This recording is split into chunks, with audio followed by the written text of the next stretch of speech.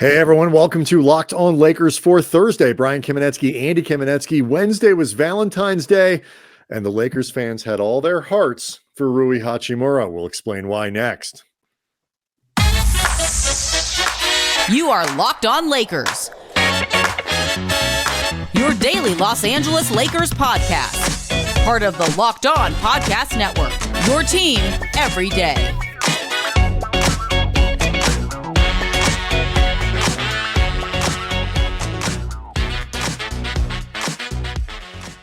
Thanks to everyone for making Locked On Lakers your first listen of every day, Monday through Friday, no matter how or where you get your podcasts. Always free, never behind a paywall. Locked On Lakers on YouTube is where you can go hang out with over 23,000 subscribers, all of whom are very excited about the way the Lakers are playing, and also how I discovered if I make hearts, I can actually make hearts appear on our screen. Andy can't do it. Andy's hearts don't look hearty enough. But anyway, it is a really good time, I think, for the Lakers, feeling good about themselves, feeling good about each other. They win on Wednesday heading into the All-Star break. They go into Utah and they win that one. Final score. I was so concerned about my hearts. I've moved off my original screen there. 138-122 was the final score. Thank you. But, no LeBron James. And there were moments in this game where certainly the Lakers defensively kind of started to lapse. And, the entire second quarter I referred to as. Yes, 41 points Utah scored there. Well, okay, let me put this in perspective. How bad? Because, this is real. Let's just get it out of the way because it's about the only thing you'd criticize from this game. To put in perspective just how bad the Lakers defense was in the second quarter, the Lakers shot 72% in the second quarter, put up 36, and got outscored by 5. Utah shot almost 67% from both the field and behind the arc. Again, the Lakers shot 72% and put up 36 and lost the quarter. Yeah. That requires Utah finished the game with 15 offensive rebounds. I think 18 of them came in the second quarter. This second quarter, they were disorganized defensively. It just fell apart. Taurean Prince in particular was just getting murdered on screens while trying to navigate covering either Clarkson or Markkanen, both. But it was really everybody. But then they got it back together in the third and fourth quarter, and they just put this game away decisively. Yeah, and it was really good to see because, no LeBron James. I understand Utah is sub 500, but they were 17-8 at home coming into this game, and they've got good players. Lauri Markkanen is an all-star caliber player. Colin Sexton's been great this year. John Collins is a decent player. Walker Kessler is very tall. So they're not a terrible team, and they're well coached. And this on the second night of a back-to-back is the type of game that, oftentimes, whether it's Denver, whether it's Utah, you go into altitude on the second night of a back-to-back, night before, the All-Star break or whatever it is. This is an easy game to lose. And, to some degree, I wonder if, the absence of LeBron, kind of focuses a team a little bit more. But either way, I don't think that they've been playing really well, regardless of who is in the lineup. This is their third win in a row. This starting lineup is 6-0. They've won 7 of 8. I want to say 8 of 12. And the one loss in that 7 of 8 was a very narrow loss to Denver while they were missing 4 guys. So, you got to feel good about where they are. Yeah, Darvin talked after the game describing this as a good quality of life win, meaning heading into the All-Star break, you don't have like a week to be thinking about how you crap the bed heading into this break. And you mentioned all of those factors that could have led to this being a loss. They also got in at around 3:30 in the morning in Salt Lake. Like, guys probably went to bed at somewhere between 4 and 5. Well, after they were done partying. Oh, yeah. You get into 3:30, the clubs are still raging in Salt Lake City, so you got to do that for a couple hours, and then you go to bed. Well, mostly just it was hard to fall asleep because of the noise, just the continual noise in Salt Lake. Yeah. Just everywhere you go, there's people in suspenders with glow sticks and lollipops in their mouths. It's the EDM and MDMA capital of the world. It's like Senor Frogs. Oh, yes, but druggier. That's the way. That's the way I think of Salt Lake. But like a lot of guys talked about how this could have been a trap game for the Lakers, and they seem to be in a place right now where they just do not accept that. Like both Rui, we'll talk about Rui and AD. Both of them had fantastic games. D'Angelo Russell had a really, really strong game. But Rui and AD both said different versions of this is who we are. Like, they're asked about, like, are you coming into your own? Like, if you discover something, they were both just like, this is who we are.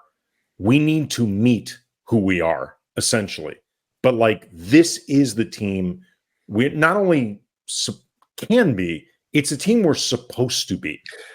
And I thought that was really interesting how insistent hearing guys talk about it that way. I think we touched on this. Let's just all the powers that be really make sure that it's important to lead with the big stories. So let's just talk about Anthony Davis, 37 points, 15 rebounds, 10 of 13 from the line, 13 of 25 from the field, 2 block shots. Rui Hachimura, 13 of 19, 36 points.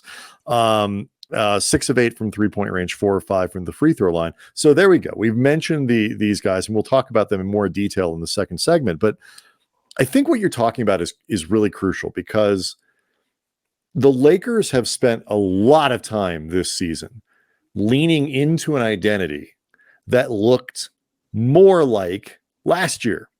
And I think what we're all finding is not that they're going to have to play better defense, and they can play pretty good defense. They've had stretches, particularly, with AD around there, where they really, even in this, while the points are going up, can still lock down for stretches of time. But fundamentally, this is not a 103 to 98 team. Like they're a team that's going to score some points, and they're going to move the ball when they're playing well. They're going to be moving the ball and effectively and things like that. And the defense is going to be hopefully good, but perhaps not elite.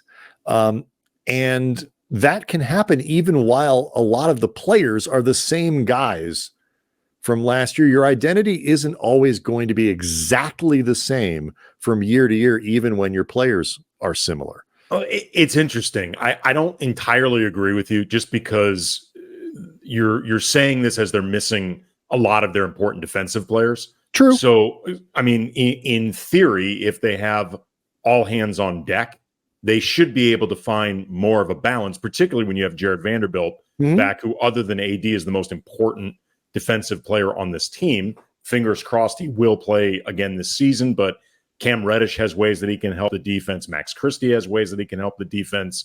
I think they have more defensive potential than I think they. I agree. I'm not saying there's not potential there. I feel like this is a team that is, on balance, going to be more offensively oriented than defensively. That's really my point. Maybe, but what I think is interesting about that, though, is Anthony Davis was specifically asked about that after the game, because they headed into this season talking a lot about being a defensively oriented, defensive identity team. And he was asked if that had changed or shifted over the course of particularly this run, but of this season. And he was very insistent that the answer was no. And he said the reason is because you can't control your offense in the same way you can control your defense. He's like, in some respects, the ball won't cooperate offensively at times, no matter what you do, correct or incorrect. But you can always control your defensive effort and your intensity and your communication. Obviously that doesn't lead to perfect defense either. But I think it isn't so much that they're to me at least, because I was thinking about this after AD said this. To me, it isn't even so much that their identity has changed as it is they and we, I think, watching them, have discovered just how much easier the game looks when you can actually score.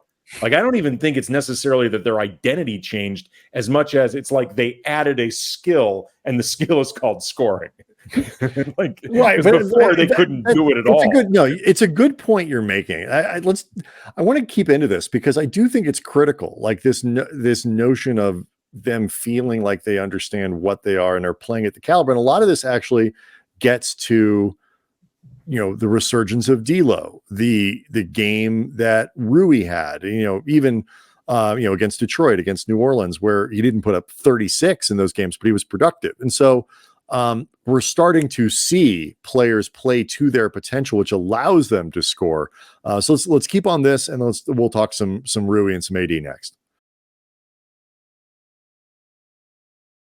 Locked On Lakers is brought to you by Robinhood. And did you know that even if you have a 401k for retirement, you can still have an IRA? Robinhood has the only IRA that gives you a 3% boost on every dollar you contribute when you subscribe to Robinhood Gold. But get this, now through April 30th, Robinhood is even boosting every single dollar you transfer in from other retirement accounts with a 3% match. That's right, no cap on the 3% match. And Robinhood Gold gets you the most for your retirement thanks to their IRA with a 3% match. And this offer is good through April 30th. Get started at Robinhood.com/boost. Subscription fees apply. And now here's some legal info. Claim as of Q1 2024 is validated by Radius Global Market Research. Investing involves risk, including loss. Limitations apply to IRAs and 401ks. 3% match requires Robinhood Gold for 1 year from the date of the first 3% match. You must keep Robinhood IRA for 5 years, and the 3% matching on transfers is subject to specific terms and conditions.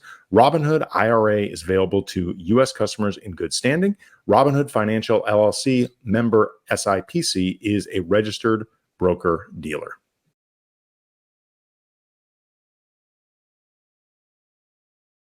So our friend Jacob Rude, who we frequently name check on this because of his excellent tweets, has another one that he put out following Wednesday's game.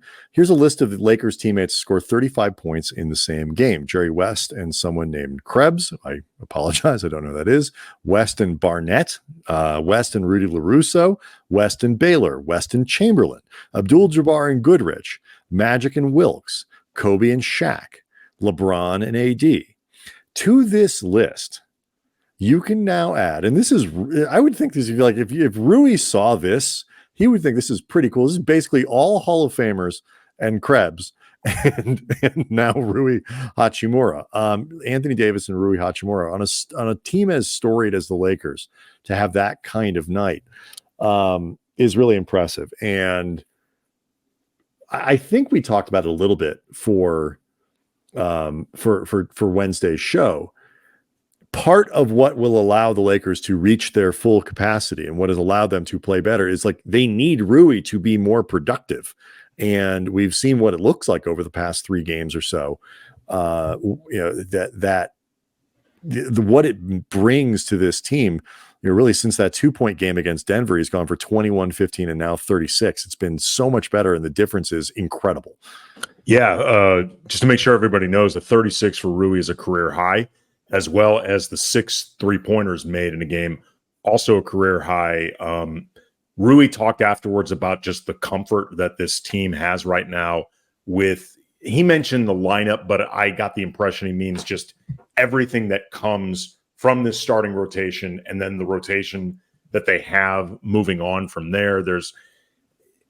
We had talked before, I mean, not just with Rui specifically, but, when Vanderbilt was an option before the injury, there had been some unhappiness permeating throughout this team. And you got an impression that at least one of the reasons was the guys who were part of last year's Western Conference run didn't feel like they were being given enough opportunity to work together in concert and just try to recreate as much of last season as you can. You always talk about, Brian, every season's a little bit different, but that doesn't mean some things can't be the right. same. And guys can still find, it's a different rhythm. D'Lo and Reeves it's like it's cooking and it's working well. It still looks a little different than it did last year. Sure. but like that familiarity helps you build and evolve as circumstances change a little bit. Like there's nothing wrong with familiarity. Right. And you get a sense too that guys are happier since Darvin started moving more in this direction, that both from reports and also just hearing guys talk and reading between lines that weren't always that subtle. It's felt like the guys who were part of that run wanted more time together and were unhappy that they weren't getting it. They're now getting it. They're winning more, and they are a much happier group.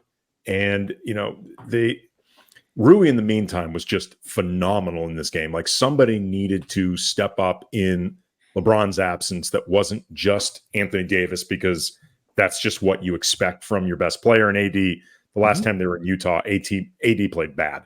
And he even said, this loss is on me. So 5 of 21, I believe he was in that game. Yeah. So it seemed like he came out looking to make up for that. But Rui got cooking early and just kept going, scoring inside and outside. He was just out muscling a lot of Utah defenders. And he really just, tonight was a reminder of how talented and varied a scorer Rui can be. And a reminder of why I've been bitching since basically last season. Play the guy more. Just play the guy more. And it'll again, post All-Star break, Max Christie should be back. Cam Reddish should be back. Vanderbilt probably not quite yet. We're still in that place where Rui is going to be slotted into a lot of minutes because, again, that Denver game where he scored 2 points, still played 38 minutes. Which is part of the reason 2 points stuck out, because they don't have a lot of guys who can do that. But just the nature of this team and, what Rui can bring now, if he's being squared, like he's there to score, like more first and foremost, is another guy who can come in and give you points in different ways than some of the other players. D'Lo, 17 assists, career high 17 assists. Austin Reeves had 7 assists. So you're getting 24 assists on the road from your guards. And now you throw in 4 more for Spencer Dinwiddie. Lakers had 34 assists in this game against 9 turnovers. Again, this is a road game where you're going to get a little less credit on those assist calls. And just generally speaking, the ball is really moving around. Like tonight, Utah didn't send Wednesday night a ton of doubles at Anthony Davis. They might perhaps have wanted to consider that. He only had 1 assist, but we've seen, double digit assist games from AD. And when you're getting that from him, and you have LeBron James, and you have Austin Reeves, and you have, Russell, and now Dinwiddie, and, these are really good passers, and you can always have at least 2 of them on the floor. Sometimes you're going to have 3, sometimes you're going to have 4. And the Lakers should score a lot of points with that, if they can keep this up, and especially keep the turnovers down. Yeah, you mentioned Dinwiddie. I thought I think he's looked actually pretty comfortable pretty quickly, all things considered, with this team. But tonight I thought he even looked more comfortable than the debut against Detroit. He had 10 points off the bench, 4 of 6 from the field, 2 of 4 from behind the arc, plus the 4 assists and 2 steals. Wanted to make sure to point this out with D'Lo. It wasn't just a career high 17 assists, although that is clearly spectacular. Yeah. 17 assists against 2 turnovers. That's like Chris Paul level point guarding. Like that is spectacular work. Yeah. That's hard to do. And I got a little bit of flack on this on the YouTube channel for Wednesday's game, but we were talking about this with Darian on Wednesday, Darian Vaziri, who hosts the Clippers show, which made people mad. But also hosts the Lakers show, but people seem to ignore that. That was incidental to the yes. But there's a difference between, like, Austin Reeves is an excellent passer. Like we've seen some of the highlight reel of that one in the game, the Detroit game on Tuesday, where he somehow moved the ball backwards, bending his wrist in directions that I'm not entirely sure how that worked. it was like an action figure. And, I think it was to LeBron for a dunk. Like, he is a really good passer. There's a difference, though, between being a passer and a point guard. Because it's not just about making the pass. It's also about setting up the offense and reading the defense and getting people organized. And I feel like Reeves is a better passer than he is a point guard. And Russell, playing the way that he is, allows Reeves to kind of have the most fully realized version of himself too. And you add all of those passers to around a guy like Rui, who moves well and will cut and will do that stuff. Like, it's gonna get a lot of easy baskets. Yeah. I when we come back, I want to add one last thought to what you were saying about Reeves, because it got me thinking. I thought you landed on an interesting observation about him that I wanted to just put a button on. But also, another just impressive point about D'Lo before going to the break: 17 assists in this game, according to NBA.com's metrics. He had the 5th highest usage rating on the team, yet still managed to get 17 assists, like the 5th highest among guys who played actual rotation, regular minutes that mattered. He had the 5th highest usage. That's it's basically like every time he touched the ball, if he wasn't shooting, he was moving it to somebody who managed to get a basket. Like, that's incredible. It really is. Austin Reeves, by the way, 9 of 13 from the floor, 22 points, 4 rebounds, 7 assists. He had a good game. So there's a lot to like out of this one. So we'll talk a little bit more about this and a little bit more about an interesting story on ESPN involving the Warriors and the Lakers and LeBron James. All that next. Locked On Lakers is brought to you by Hungry Root, and it's the easiest way to get fresh, high-quality food delivered to your door. They've got healthy groceries, simple recipes, all in one place. And as someone who has enjoyed a Hungry Root shipment, let me tell you, you are in for some awesome eating. You just take a fun short quiz so Hungry Root can get to know you, how you like to eat, your favorite flavors, the appliances you use in the kitchen, all that stuff. And they will keep those preferences top of mind and start building your cart with awesome recipes and your grocery needs for a week. Hungry Root has fresh produce, high quality meat and seafood, pantry staples, healthy snacks, sweets, all sorts of stuff. Some of my favorites include the lemon pepper half chicken, the cucumber corn bean salad. Great on its own, but you can also mix it into other salads, mix it into other entrees. It's really, really versatile and tastes fantastic. Hungry Root follows a simple recipe. It's got to taste good. It's got to be quick to make. It's got to contain whole, trusted ingredients. And right now, Hungry Root is offering Locked On NBA listeners 40% off your first delivery, plus free veggies for life. That's an amazing offer, particularly if you plan to live a long time. Go to hungryroot.com/lockedon to get 40% off your first delivery and get those free veggies, again, for your long, long life. That's how you stick it to the man as you live like an extra 75 years. Those fools at Hungry Root. Powered by your free vegetables. Yeah. Those fools. That's hungryroot.com/lockedon. Don't forget to use your link so they know we sent you. So yeah, finish your thought on Reeves. You had mentioned how he often is a better passer when he's not necessarily running the offense like in a traditional point guard way. And I thought that's a good observation. It got me thinking about how Reeves, for all of his image as like, the plucky underdog, undrafted white kid, small town Arkansas, gee whiz, just doing my best to be in the league. Great story. I'm just an accident, daddy. Yeah. I'm just an accident daddy / lemon daddy. Austin get out Reeves, there and play some golf when I can. My farmer's tan. Austin Reeves actually takes a lot of risks while he plays. Like, he's actually a very gambling risk. He is not a risk averse player at all. If anything, sometimes you would wish that he dials it back a bit. And I think it actually makes sense that sometimes he is at his best as a passer when he's in these sort of scenarios where, for better or for worse, it's meant to be more chaotic. Like, I think it brings the best out in him.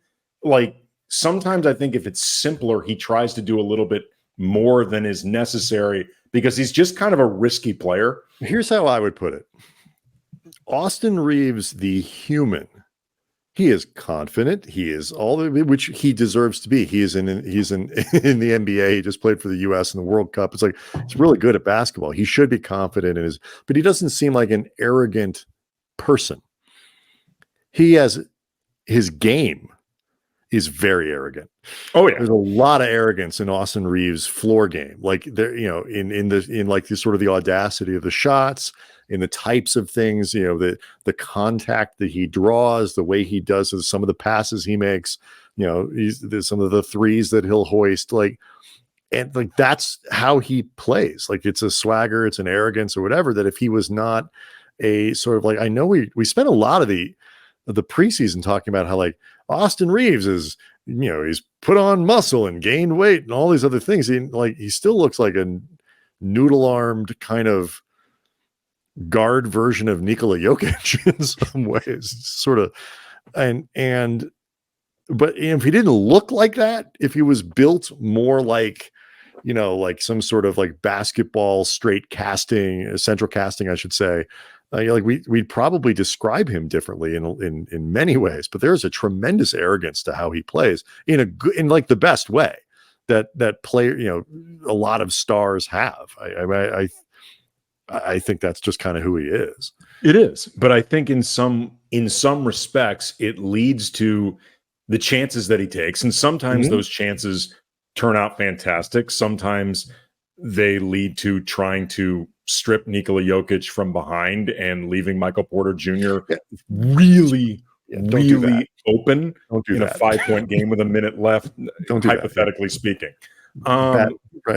Asking for a friend, but that is why when you ask him to play point guard, it's not that he can't do it, but it puts him in a box that I think limits some of that stuff that makes him kind of special, and the freedom and the whoa, what was that kind of stuff. When you give him all that responsibility, and it's like you're taking the guy and buttoning him down, putting him in a corporate job, and don't do that to him. Free Austin.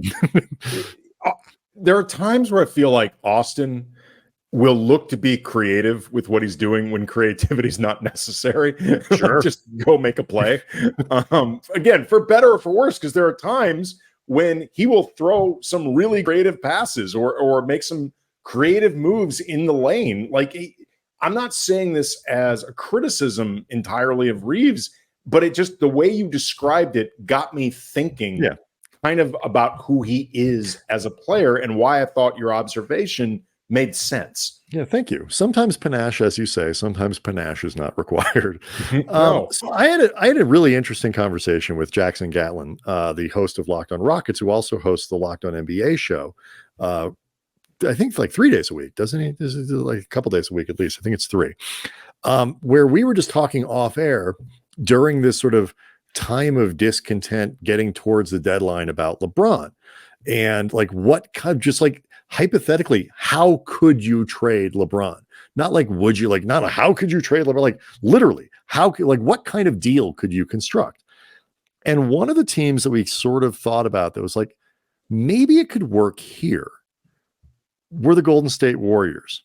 You're they've got some decent young players. LeBron would probably agree to go there if he was really upset.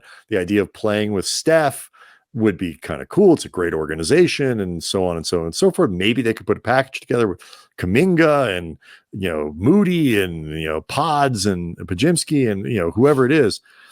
And we're it's probably not going to happen. But lo and behold, Andy, on Wednesday, Ramona Shelburne and was it Woj or it was Woj? Yeah, at ESPN had a story out about how Joe Lacob, in fact, and the Golden State Warriors kicked the tires on a LeBron deal. So Jackson and I were apparently ahead of the game. Yeah, I mean, and I want to save some of this discussion for Friday's show, sure, just so we can really unpack it, and also because there's no games going on, so we need things to talk We're about. Talk real slow between now and next Thursday. But as a bit of an appetizer, and actually for folks unaware, I did a crossover episode with Cyrus over at Locked On Warriors. We just spontaneously decided to do a show. We got into some of the particulars with this and some, in this case, Warriors perspective on it. You mentioned like Joe Lacob reaching out. This was sparked in some ways, facilitated in some ways by Draymond Green, who is part of, the Clutch Familia, which, creates some pipelines and things like that. But it's interesting that Lacob talked with Jeannie Buss, and Jeannie Buss made it clear, we have no intention of trading LeBron, like period, full stop, unless LeBron wants to be traded. If he wants to be traded, assuming we can find a deal that is suitable, we will honor our superstar's wishes because that's the type of organization we strive to be. But you're going to have to talk to his reps to see if this is something he's interested in. And apparently they got a pretty fast no, and that was the end of it. But it's interesting just to see Jeannie put some of this decision directly in LeBron's hands, whether that's confidence in the answer that I think she wanted, which was I don't want to be traded, or just this is the ethos that we feel like we need to be in order to maintain a reputation, or a little bit of both. That this was in part more LeBron's decision than anybody else's, I thought was really interesting. Yeah, and look, I mean, I know I got a couple messages, not like I'm doing like the reporting, but people just like reaching out. They saw the story and they're like, "Oh wow, what do you think about this?" Like friends of mine, and a couple of them were like, "I can't believe like Jeannie was just like go ask Rich Paul." I'm like, "No, that's like how this is supposed to work." Like, no, but like, hey, I mean, you reach out to him. It's not our choice to say that LeBron is happy or unhappy. And, it's an interesting dynamic. And we'll get into more of this tomorrow for how you look at next season.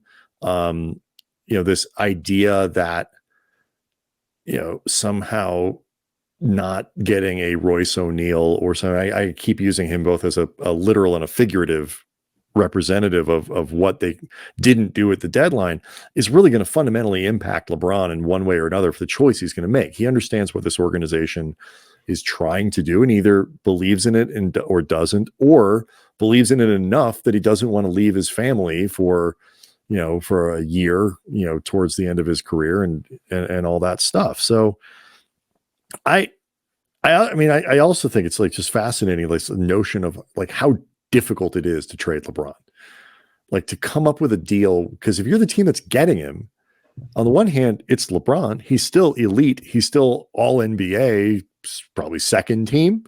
I would think, something like that. He was third last year, so he's probably last year with injuries. Right? If he plays most of the season this year, if he plays 65 games, to qualify, right? It's the threshold. If he clears the threshold, he's probably second, or even he's third. That's still really good. Yeah. Like you on the one hand want to kind of empty the cupboard for him because he's LeBron, but you can't because, definitionally talking about a year, 2 years. So like what the Lakers can get reasonably and what the return is and whether it's a good idea or a bad idea. Trying to construct a trade with Golden State is an interesting exercise. So yeah. One thing I mentioned with Cyrus, and then we'll go, it also becomes doubly complicated because Anthony Davis is in his prime. Mm-hmm. So, and while he's not at the end of his prime, he's not at the beginning of it either. So you don't have time to reset anything. No. Like if you were to do this deal, you would need to do it in a way that makes you feel, if maybe not as competitive as you are with LeBron, because LeBron's LeBron, you still need to feel really competitive. There's got to be something to it. Options. Yeah, for sure. And look, I mean, with the last, post Boston has shown is that there is still reason to believe in this group. Lakers have played very good basketball. They haven't moved anywhere in the standings because the Western Conference is a brutal, brutal place. But the quality of the basketball is such that you can look at them and, if they continue to play like this, whether they end up as a 9 and 8, a 7, 6, or a 5, because they're not going higher than the 5. You can believe that they can beat any team in the West. And so that's where you want to be. It's what makes this fun. We just want something to believe in, Andy. Mm-hmm. So congratulations to Rui for his excellent day with all the hearts. And congratulations to LeBron, not LeBron. He didn't do anything to LeBron had nothing to do with this, but to Anthony Davis and to the Lakers for heading into the break on a high note and making everybody feel a little bit better. We will talk more about this, talk about what to expect coming out of the break, get you ready for the post All-Star tomorrow. See everyone tomorrow.